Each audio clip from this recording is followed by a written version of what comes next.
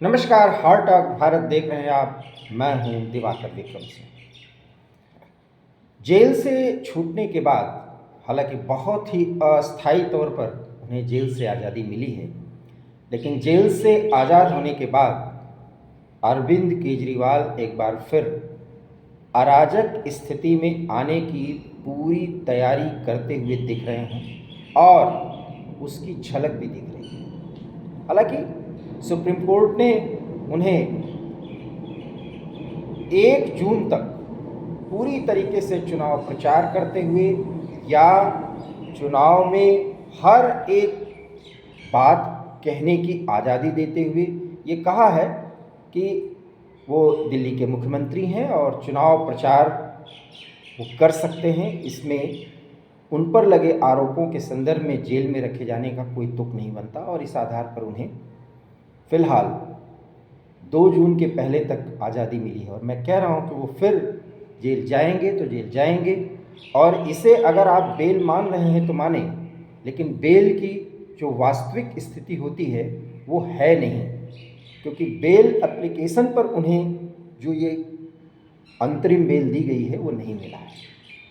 बहरहाल सर्वोच्च न्यायालय ने ये फैसला किया है और लोकतंत्र में ये फैसला अगर दिया गया है तो उसे स्वीकार करना चाहिए। हालांकि उस पर कई सवाल उठाए जा सकते हैं, लेकिन सवाल यह है कि अरविंद केजरीवाल जेल से छूटने के बाद आज जब दिल्ली में हनुमान मंदिर में जा कर के हनुमान जी का दर्शन किया और उसके बाद वो जनता से, कार्यकर्ताओं से मिले और उसके बाद प्रेस कॉन्फ्रेंस की, तो उन्होंने क्या कुछ कहा। बहुत कुछ कहा। उन्होंने ये भी बताया कि दिल्ली के मुख्यमंत्री के तौर पर जेल में रहते हुए भी वो काम करने की कोशिश करते रहे।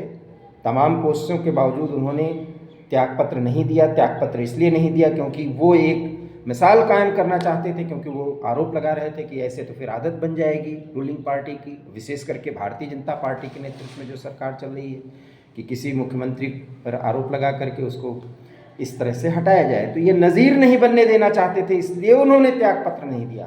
खैर, ये तो केजरीवाल की बेशर्मी की हद है। नैतिकता का जो तकाजा होता है उसकी अपेक्षा तो उनसे की ही नहीं जा सकती। वो ये भी बता रहे हैं कि दिल्ली के मुख्यमंत्री कैसे वो बने, 10 साल तक झुग्गी झोपड़ी में संघर्ष करके वो मुख्यमंत्री बने, और बताया कि मैं IAS था, कमिश्नर हो रहते हुए मैंने वहाँ से त्यागपत्र दिया और फिर राजनीति में आए, और उनकी राजनीति को मैं कितना नज़दीक से देखा हूँ बीइंग ए जर्नलिस्ट, ये मैं आपको कई बार बता चुका हूँ। दिल्ली के इंडिया इंटरनेशनल हैबिटेट सेंटर में जब वो इसी अंदाज में कपड़े पहन कर आते थे और ईमानदारी का एक सबसे बड़ा नमूना अपने को पेश करते थे, तब भी देखा करता था, बहुत प्रभावित भी था। एक समय ऐसा था कि अरविंद केजरीवाल के लिए मैं लड़ जाता था, लेकिन जब इस व्यक्ति के सारे तौर तरीके हमने पिछले 10 सालों में, 15 सालों में देखे, तो सचमुच में लगा कि जो आदमी अपने गुरु का नहीं हुआ और जिसका गुरु भी ये मानता है कि इस व्यक्ति को इस स्तर पर क्यों ले गए वो, तो फिर अरविंद केजरीवाल कितने घाघ हैं, इस शब्द का इस्तेमाल मैं कई बार कर चुका हूँ, ये बताने की ज़रूरत नहीं। लेकिन एक बात आज उन्होंने बहुत बड़ी कही, और फिर जो बात वो कही है, इस बात के आधार पर उन लोगों को जो सोशल मीडिया से लेकर के तमाम न्यूज़ चैनल पर अभी बता रहे हैं, कुछ बड़े विशेषज्ञ लेफ्ट लिबरल गैंग के, कि इंडिया अलायंस यहाँ तक पहुँच रहा है, इंडी अलायंस, इंडिया तो नाम दिया उन्होंने, वो कहाँ तक पहुँच रहा है, बीजेपी कैसे 150 के नीचे आ रही है, ये सब कुछ बताया जा रहा है और बहुत हास्यास्पद है। किसी एक राज्य का उदाहरण नहीं दे सकते कि वहाँ के उनके सबसे बड़े नेता भी अपनी सीट बचा पा रहे हैं, अपने परिवार की सीट बचा पा रहे हैं या नहीं, ये नहीं बता सकते। लेकिन भारतीय जनता पार्टी हार रही है और ये तो 2 जून तक हारेगी, और आप तो ये कह सकते हैं कि 4 जून के 7 बजे 8 बजे जब काउंटिंग शुरू होगी उसके पहले तक मोदी को रोज हराया जाएगा। सुनते रहिए, देखते रहिए, और जो आपको भरोसा विश्वास हो, जो आपको मन करता हो, उसको मानते रहिए। आप भी एक नैरेटिव में शामिल होइए, लोकतंत्र है, आप कर सकते हैं। लेकिन आज अरविंद केजरीवाल ने कहा बड़े अंदाज में, और जिसके वो माहिर हैं, मोदी की प्लानिंग अमित शाह को प्रधानमंत्री बनाने की है, योगी को तो ये बहुत जल्दी निपटा देंगे, और अगले साल तो मोदी रिटायर हो रहे हैं। भारतीय जनता पार्टी का कोई नेता ये बताने की स्थिति में नहीं है कि मोदी का भविष्य क्या होगा। अभी भारतीय जनता पार्टी की इकाई के किसी बड़े रणनीतिकार के पास इसका कोई ब्लूप्रिंट नहीं है, लेकिन अरविंद केजरीवाल के पास है। और ठीक है, बोलने में क्या जाता है, सब बोलते हैं। भारतीय जनता पार्टी के नेता भी विपक्ष के कई नेताओं के बारे में बोल रहे हैं, लेकिन कुछ ऐसी बातों में यह तथ्य निकल जाता है कि अरविंद केजरीवाल भी मान रहे हैं कि प्रधानमंत्री तो नरेंद्र मोदी ही बन रहे हैं, लेकिन वो 5 साल तक नहीं रहेंगे। और आगे उन्होंने कहा, मोदी की गारंटी, इतनी गारंटी दी है, पूरा कौन करेगा। तो अमित शाह पर निशाना लगाते हुए योगी के समर्थन में, वसुंधरा राजे के संदर्भ में, शिवराज सिंह चौहान के संदर्भ में सब कुछ अरविंद बाबू बोल डाले। ठीक है, बोलना भी चाहिए एक राजनीतिक बयानबाजी के तौर पर, लेकिन इतना तो आप मान रहे हैं कि अरविंद केजरीवाल ने मान लिया है ना कि प्रधानमंत्री नरेंद्र मोदी बनने जा रहे हैं। और ये कहा कि अगर इंडी अलायंस की सरकार आई तो दिल्ली को पूर्ण राज्य का दर्जा दिलाएंगे। मतलब समझिए, दिल्ली से बाहर जाने की हिम्मत अरविंद केजरीवाल को नहीं है, क्योंकि उनको मालूम है कि 2 जून को जब वो सरेंडर करेंगे और फिर से तिहाड़ की रोटी खाएंगे तो फिर उन्हें बाहर आने में बड़ा लंबा समय लगेगा, क्योंकि अब तो 4 सीट, पूरक 4 सीट पेश होने की बात सामने आ रही है। 4 सीट में किस स्तर पे वो साजिश करता रहे, और यही नहीं, वो आम आदमी पार्टी को भी कैसे ही उन्होंने एक तरह से साजिश करता पार्टी बना दिया है, ये सब तो अभी आपको पता चलेगा। और अब ये कोई रोना न रोए कि ये सब कुछ जानबूझ करके या परेशान करने के लिए, भाई उनको छोड़ा गया है, अब तो पूरी तरह आज़ाद हैं। दिल्ली में 7 सीटों पर तो कहर बरपा ही सकते हैं भारतीय जनता पार्टी पर, लेकिन कितना बर पाएंगे ये भी 4 जून को पता चलेगा। सवाल ये है कि अरविंद केजरीवाल जैसे नेता ये कह रहे हैं कि डर जाइए, मोदी तो सिर्फ अगले साल रिटायर हो जाएंगे, मतलब 1.5 साल, पौने 2 साल कुल प्रधानमंत्री हैं। योगी आदित्यनाथ पर अगर आप बहुत बड़े हिंदुत्ववादी या सनातनी होने का गर्व करते हैं और योगी आदित्यनाथ को अगला पीएम देख रहे हैं, तो उनको भी निपटाया जाएगा, ये भी उन्होंने बता दिया। ये भाजपा के किसी नेता को नहीं पता है, या आप वो जो भाजपा की राजनीति को समझते हो वो भी नहीं बता सकते कि यार योगी को कैसे निपटाया जाएगा, लेकिन अरविंद केजरीवाल को पता है। और ये भी कह रहे हैं कि अमित शाह को प्रधानमंत्री बनाया जाएगा। मतलब असली डर अरविंद केजरीवाल को अमित शाह से है। चलिए, अमित शाह से कोई डर तो हुआ, अब सीबीआई ईडी का प्रयोग अमित शाह कर रहे हैं या मोदी, ये भी अरविंद केजरीवाल को बहुत क्लियर शब्दों में बताना चाहिए था, नहीं बता पाए।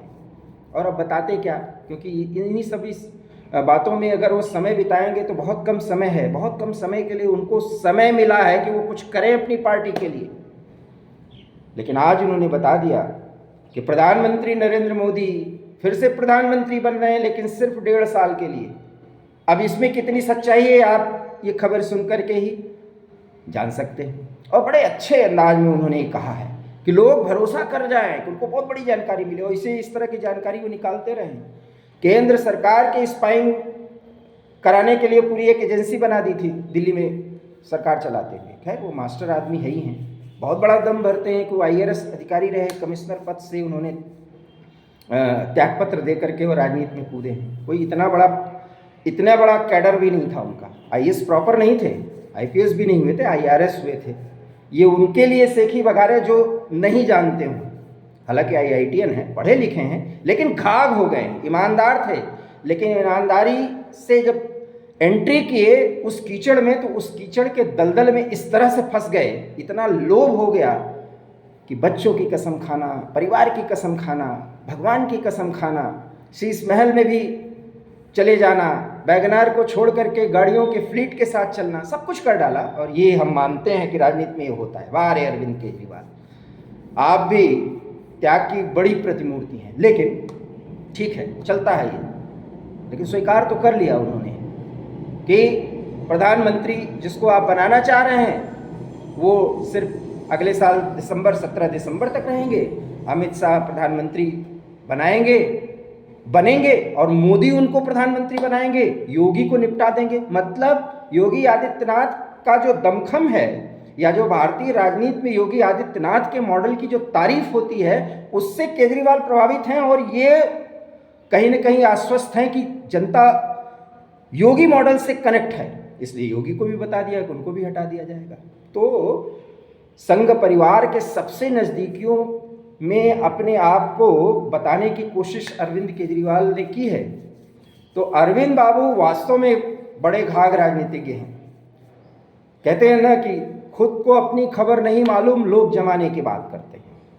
अभी पंजाब और हरियाणा में सभी सीटों को जीतने का दावा करने वाले और दिल्ली में तो पूरी तरीके से बीजेपी को साफ करने का दावा करने वाले केजरीवाल जिस 22 सीट पर इनकी प्रतिष्ठा दांव पर लगी हुई है, उसमें से 2 से 4 सीट भी अगर क्लियर निकालते हुए दिख जाए तो ये खबर हम आपको ज़रूर बताएंगे, लेकिन अभी वो इस स्थिति में है नहीं। और फिर बात वही आती है कि जिस जनता को हम इतना मूर्ख समझ रहे हैं कि वो किसी भी प्रभाव में आकर के अपना रुख बदल सकती है, क्योंकि अभी 4 चरण बाकी हैं, 13 तारीख को अगला चरण होना है। तो हम सब मुगालते में हैं, गलतफहमी में हैं, सब कुछ स्पष्ट होता जा रहा है। और अस्पष्ट तो इतना होता जा रहा है कि जब शरद पवार ये कह रहे हैं कि 4 जून के बाद राजनीति का तौर तरीका बदलेगा, परिदृश्य बदलेगा और क्षेत्रीय पार्टियों को कांग्रेस के साथ मिल करके, जुड़ करके, एसिमिलेट हो करके, मर्ज करके एक बड़ी ताकत के रूप में भारतीय जनता पार्टी के सामने खड़ा करना होगा। ये शरद बाबू ने कहा है। शरद पवार भारतीय राजनीति के चाणक्य कहे जाते हैं और मानना भी चाहिए कि अनुभवी हैं। कम से कम राहुल, केजरीवाल, इन जैसे नेताओं से जो घाघ बनने के प्रयास में मूर्खतापूर्ण बात कर देते हैं, शरद पवार इनसे बहुत आगे की सोचते हैं और मान लिया है कि अपनी बेटी की खातिर अपनी पार्टी को भी खत्म कर देने के बाद बारामती सीट भी न बचा पाने की स्थिति में शरद पवार अपना वैकल्पिक राजनीति, अपने परिवार का, कह सकते हैं अपनी बेटी का, सुप्रिया सुले की राजनीति को और उनके कुछ कार्यकर्ताओं की राजनीति को बचाने के लिए कांग्रेस में मर्ज करने की बात कह रहे हैं। मतलब अब आप समझ लीजिए, शरद पवार ने भी मान लिया है कि सरकार तो मोदी की बनने जा रही है।